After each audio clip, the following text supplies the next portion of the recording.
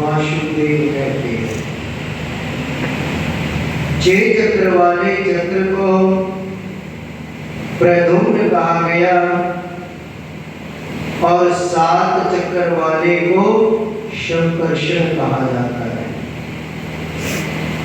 8 चक्र वाले को पुरुषोत्तम और 9 चक्र वाले को नवव्यूह कहा गया है। 10 चक्र जिस गोमती में हो उसको दशावतार कहते हैं और भगवान कहते हैं कि इनके दर्शन मात्र से ही सब पाप नाश को प्राप्त हो जाते हैं। स्थान भी चाहे कैसा ही क्यों न हो, जो मनुष्य भगवान को पूजन करता है वह जीवन मुक्त हो जाता है। जो मनुष्य भगवान को वीणा, बंसी और गान सुनाता है वह भगवान को ही प्राप्त होता है। और जो भगवान के आगे मृदंग बजाकर के नाचता है वह भगवान को अत्यंत प्रिय होता है। और जो भगवान के आगे धूप जलाता है वह कभी भी नरक को प्राप्त नहीं होता है। आरती करने वाला वैकुंठ धाम को चला जाता है। पूजन चाहे मंत्र से किया हो या मंत्र से हीन हो, चाहे क्रिया से हीन हो, परंतु श्रद्धा से किया गया कर्म ही परिपूर्ण होता है। नारद जी ब्रह्मा जी से कहते हैं कि महाराज, कार्तिक के महीने में जो दीपदान होता है उसका महात्म्य अभी कहिए। ब्रह्मा जी कहने लगे कि हे पुत्र, स्वर्ण का दीपक हो या चांदी का हो या तांबे का हो या फिर आटे अथवा मिट्टी का हो, लेकिन प्राणी में श्रद्धा होनी चाहिए। श्रद्धा अनुसार कार्तिक के महीने में दीप दान करना चाहिए। ऐसा करने से सब पापों का विनाश हो जाता है। दीपक भगवान की मूर्ति के आगे अथवा मंदिर में, तुलसी वृक्ष के पास, चौराहे पर, गली में या किसी ब्राह्मण के घर या वृक्ष के नीचे, वन में, गौशाला में, तालाब आदि पर घी या तेल से जलाना अति उत्तम है।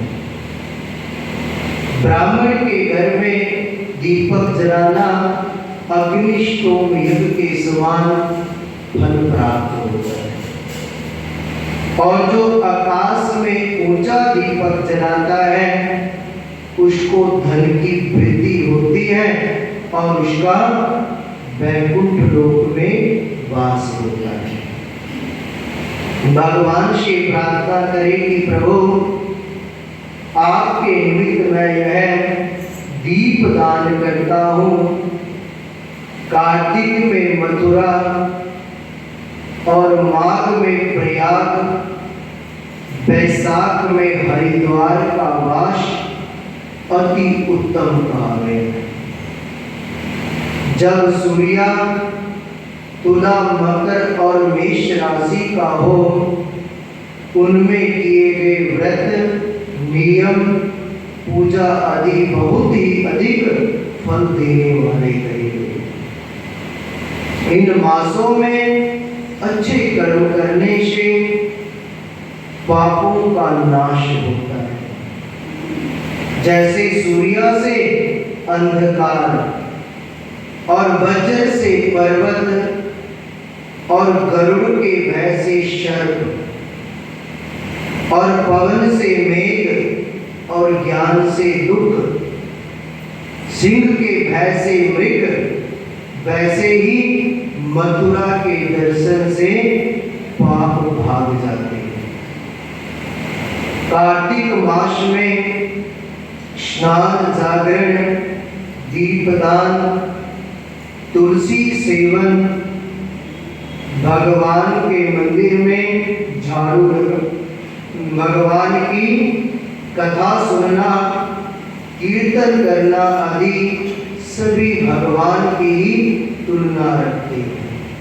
अतः पूर्व जन्म के पापों को नाश करने के लिए कृच्छ व्रत इत्यादि करें। नारद जी कहने लगे कि ब्राह्मण, पूर्व जन्म के पाप कैसे जाने जा सकते हैं? ब्रह्मा जी कहने लगे कि नारद, पूर्व जन्म के पापों को चिन्ह कहते हैं कि जो ब्रह्म हत्यारा है वह क्षया रोगी होता है, गुरु स्त्री गामी कुष्ठी होता है, और स्वर्ण की चोरी करने वाले के नाखून खराब होते हैं, और मदिरा पीने वाले के दांत खराब होते हैं। ऐसे पूर्व जन्म के पाप चिन्हों से पहचाना जाता है, और सो दान, तपस्या और कृच्छ व्रत आदि से निवारण होते हैं। अब कृच्छ व्रत आदि कहते हैं कि एक समय खाने से पाद्याकृच्छ, 3 दिन सायंकाल और 3 दिन प्रातःकाल भोजन करने से अतिकृच्छ, तथा सायंकाल में 22 ग्रास और प्रातःकाल में 26 अथवा 24 ग्रास खाने से भी अतिकृच्छ व्रत होता है। और 3 दिन तक रोज खाएं, 3 दिन उपवास करें, यह भी अतिकृच्छ होता है। सायंकाल में 1 ग्रास, प्रातःकाल में 1 ग्रास और 2 दिन बिना मांगा हुआ 2 दिन भोजन नहीं करना, यह कृच्छतार्क व्रत कहा जाता है। 21 दिन तक केवल दूध या पानी पीकर ही रहे, यह कृच्छातिकृच्छ व्रत है। 12 दिन तक उपवास करना पराग व्रत कहलाता है, और 4 दिन तक कुछ नहीं खाना, फिर सत्तू खाना या छाछ पीना, और कपड़ा दक्षिणा देना सौम्याकृच्छ है। इसी प्रकार 12 दिन तक करना द्वादशाहत होता है। तुला पुरुष का दान करना, गाय का घृत, गोबर, दूध, दही और पुष्प का जल पहले दिन खाना, दूसरे दिन उपवास करना, यह कृच्छ सांपद कहा गया है। 3 दिन गौमूत्र, 3 दिन गोबर, फिर 3 दिन दही, फिर 3 दिन दूध और फिर 3 दिन घी खाएं, यह महासांपन व्रत कहा गया, जो सब पापों को नाश करने वाला है। और ऐसे ही गुल्लर, कमल, बेल, इनके पत्ते या पुष्प का जल, यह प्रतिदिन पीने से कृच्छ व्रत होता है। 3 दिन व्रत करके पहले लिखी वस्तुओं का काढ़ा होवे तो पूर्ण कृच्छ व्रत होता है। यदि तपाया दूध, घी, जल एक प्रतिदिन पीवें और एक उपवास करें तो इसे तत्कृच्छ कहते हैं। और जल, दूध, घी, तिल या तपाकर 3 दिन तक पीवें, एक समय स्नान करें तो यह भी तत्कृच्छ होता है। इसका प्रमाण पानी 8 तोला, दूध 12 तोला, घी 4 तोले पीना चाहिए, तथा कार्तिक शुक्ल चतुर्दशी को भगवान का पूजन करना चाहिए। एवं उपवास करके उस रात्रि को जल में स्थित होने से यह जल कृच्छ व्रत होता है, जिससे करने से वैकुंठ प्राप्त होता है। और कार्तिक सुदी सप्तमी को घी खाएं, फिर एकादशी को उपवास, दशमी को घी खाएं, फिर एकादशी को उपवास करें। ऐसा पैता महाकृष्ण व्रत करके जिनमें विष्णु भगवान की पूजा करे तो वह तीनों लोकों में पूजित होकर वैकुंठ लोक में जाता है। कार्तिक सुदी छठ से 3 दिन तक केवल दूध पीवें, फिर नवी से 3 दिन उपवास करें। यह महेंद्र वृक्ष व्रत करने से दुर्लभ वैकुंठ को प्राप्त होता है। 3 दिन तक अन्न खाएं, फिर 3 दिन तक उपवास कर भीष्म पंचक व्रत कहलाता है। तो यह वैष्णव वृक्ष व्रत होता है जो मनुष्य प्रतिपदा से 5 दिन तक केवल दूध पीकर रहे और फिर 5 दिन तक दही खाए। एकादशी द्वादशी को भगवान का पूजन करें तो यह भास्कर वृक्ष व्रत होता है और भगवान कहते हैं कि उससे श्वेत दीप का वास मिलता है। बोली सच्चिदानंद भगवान की अष्टमी नवमी काशी वासी पूर्णमासी रसाया सदायो नैति मोनी जोत छुआरे तुलसानी सकल विचारे जाठा बुद्धि चोली पायो सब सखिया ने मंगल गायो। पूरी चढ़िए चावल चढ़िए तुलसानी नसीला चढ़िए पाटियोनिए पे तंबरियोनिए तुलसानी देवस्तरियोनिए सोना चढ़िए चांदी चढ़िए तुलसानी बाहर बीरो अगर तुला अंदर तुलसा भावे चूड़ा हाथे अंगूठी पैर कड़ामा ले मेरी तुलसा बैरिया हाथे अंगूठी पैर कड़ामा ले मेरी तुलसा अंगूठिया हाथे अंगूठी पैर कड़ामा ले मेरी तुलसा धीजिया हाथे अंगूठी पैर कड़ामा ले मेरी तुलसा चौकिया।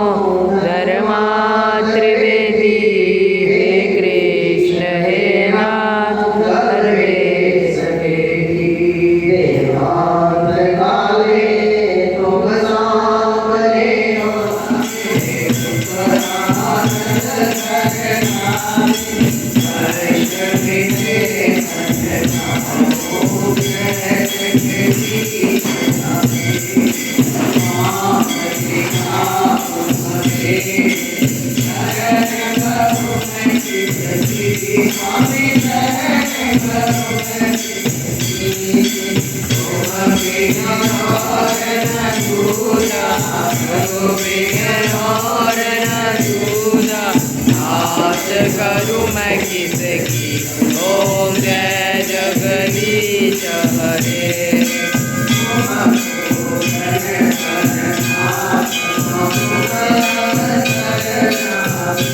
स्वामी तुम अंतर्यामी